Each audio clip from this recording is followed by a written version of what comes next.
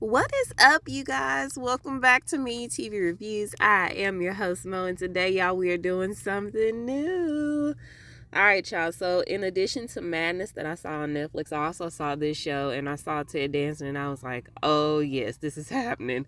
Y'all, we are going to be starting A Man on the Inside. This is season 1, episode 1, titled Tinker, Tailor, Older Spy. I hope you guys have had a wonderful weekend, y'all. It is just Sunday. It's Sunday, fun day. So tomorrow, we got to get back to the hustle and the bustle, y'all. I'm so excited because my birthday's coming up. But you know what, though? It don't even feel like it. It came so fast, y'all. Oh, my gosh. The years are just speeding by now. I feel like once you hit a certain age, it's like, pew. Anywho, y'all. So without further ado, let's go ahead, get into the synopsis real quick. And then we're going to get right into the episode. So the synopsis for this one is: encouraged by his daughter to try something new, widower Charles Nieuwendyk answers an ad from a private eye seeking a mole at a retirement community. Now, we're not going to try that last name no more for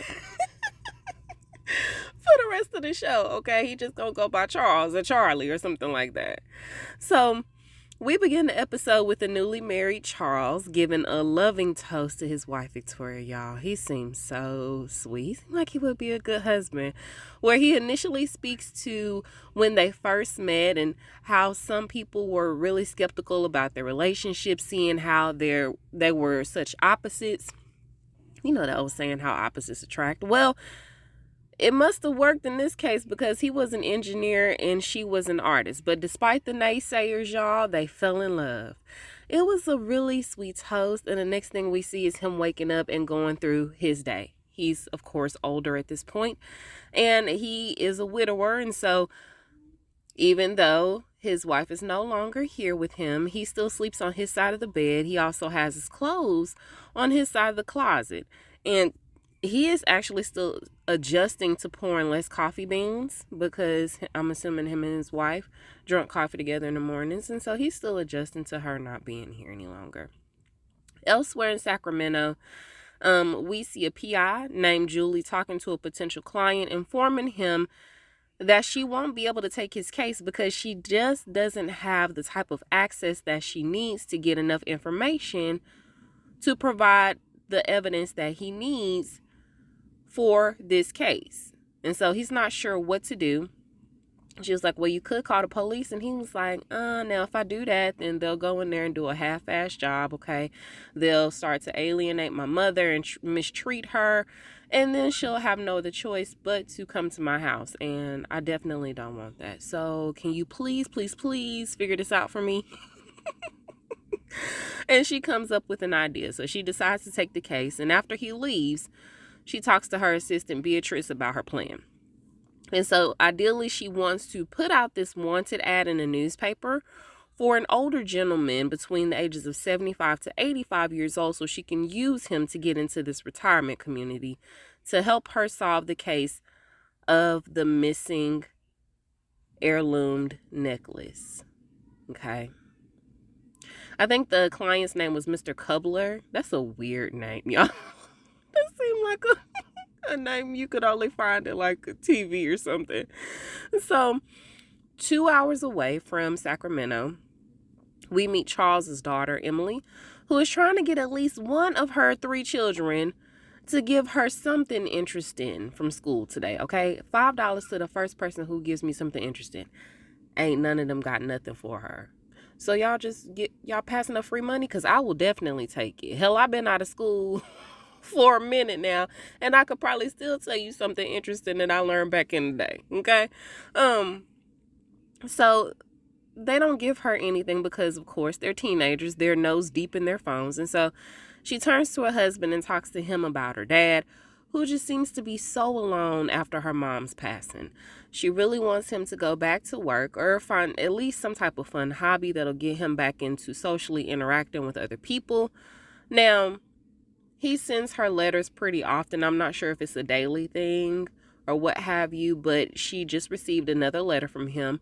And this one was about some other country engineering some new farming technique. Okay. So she's decided to go visit him.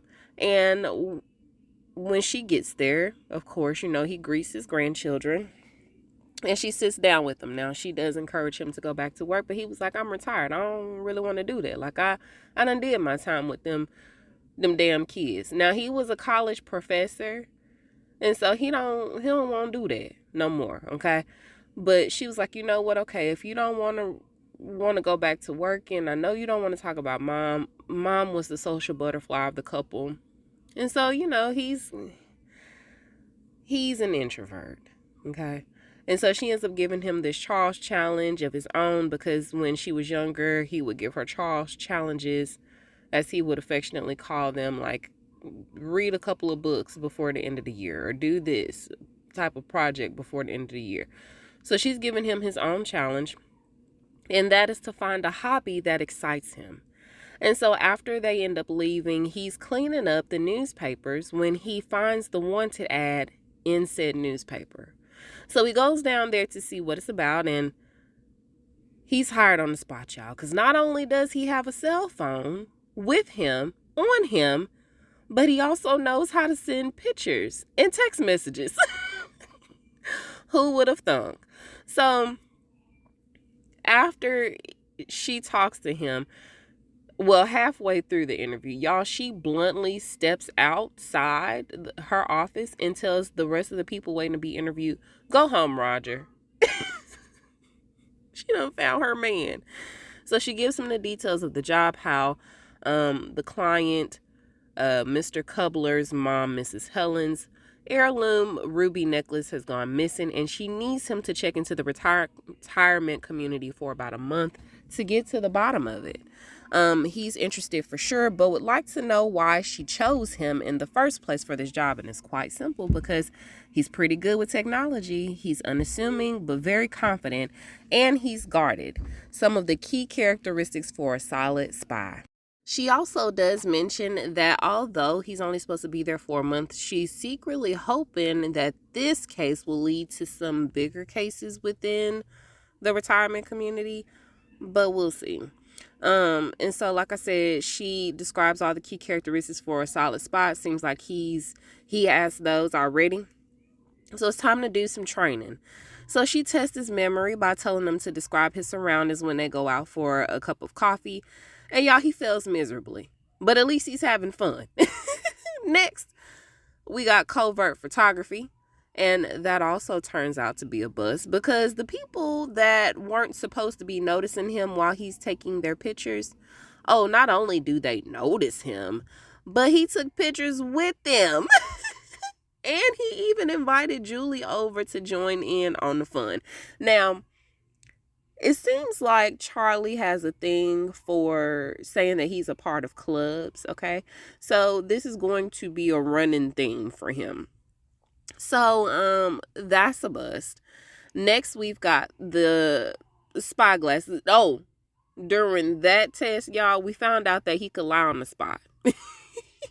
So next, we've got the spy glasses, and Julie tasked him with talking to the guy who runs some fruit stand, all right? And so he gets real close up on them while she's listening in through the glasses and peeking in, and that turns out to be a disaster, too.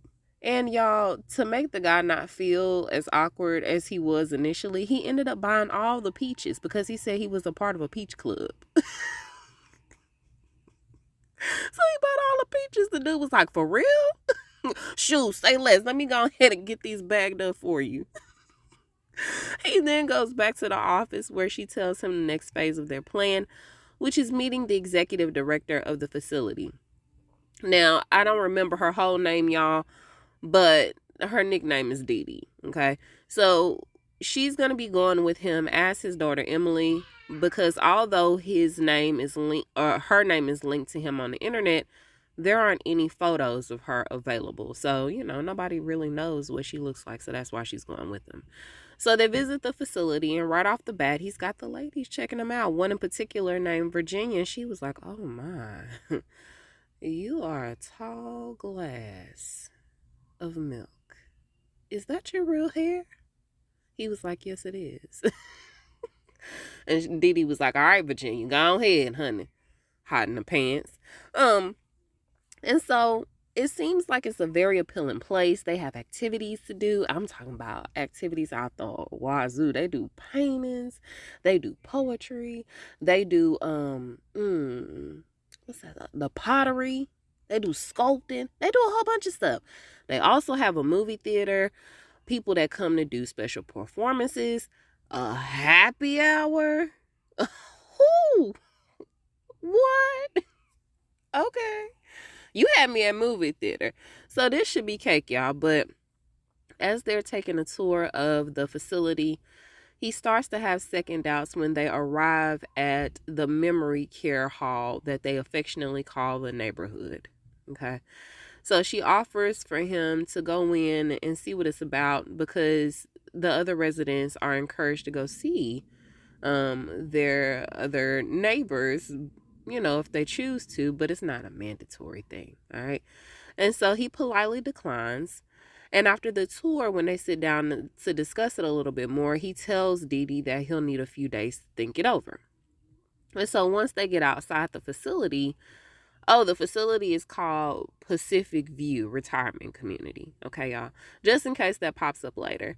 Julie's trying to figure out what his deal is. Now, on the inside, he had mentioned that his former wife loved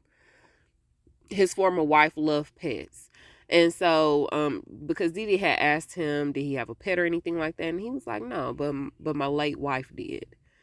And, sometimes that helps with Alzheimer's too, or those types of memory diseases. So he reveals to Julie that his wife suffered from Alzheimer's, and she made him promise to never put her in a facility. So she did stay at home. And so Julie also shares the story of her grandpa having the disease as well, and how it's really hard to watch somebody you love go through those types of challenges and changes. But his wife would want him to rejoin society, I'm sure. So she tells him to take some time, think it over, but I'll need a decision by tomorrow. And so after going home, having a glass of wine, just being alone to think it through, he looks over at one of her, I'm sure like one of her memory toys that is still sitting on one of the nightstands. And he ends up calling Julie and telling her that he's in. So the next thing you know, we see him. He is with Julie. They are moving some of his boxes into the retirement community. And he is telling her that he's going to give her a nickname. Excuse me, y'all. And he tries out a couple of nicknames, and they're all awful. Okay. So then she tells him that she is going to need a list of suspects from him. Just tell him that you are making a video for your family. And she, before he could even get it out, she was like, no, you are not a part of a video club. So please don't tell these people that. Oh, shoot. So she tells him that, and then Dee Dee comes in and says, she gives him the list of the activities, and he reveals to Dee Dee that Froggy, that's the nickname that he's going to be giving Julie, Emily, while he's there. And so after she leaves, he laughs it up with her because she really did not want a nickname, but he gave her one anyway. So after she gives him his task, she goes on her way. Now, she does also tell him to come and visit her in Sacramento since, he's supposed to have a daughter that's 2 hours away. So, just step out and see me, okay? I'm going to try to come as often as I can, but you need to come see me at the office as well. So after she leaves, he ends up calling Emily, and he was like, I'm looking at this picture, this collage that you had made a long time ago, and then they go back down memory lane about the collage, and he also tells her that he took her advice. He had signed himself up for a project, and so she was like, oh, okay, that's cool. What are you doing? And so he says that he's taking a class down at the retirement community. So when she asked him what it's about, y'all, it was really good earlier in the episode, thinking on the spot, but he can't lie to his daughter. And so he looks at the activity sheet and he just names a whole bunch of different classes, putting them together, talking about how they taking pictures after they garden and then they gonna paint the picture. Y'all, it was a mess. And so she was like, "Oh, okay, that sounds good." He was like, "You know what? I'll call you back tomorrow and tell you all about it." She was like, "Okay, sounds good." And so then the next day starts, y'all. He wakes up and he gets dressed. And he looked like he's suited and booted and ready to start his mission. And that's the way the episode ends, y'all. It's cute.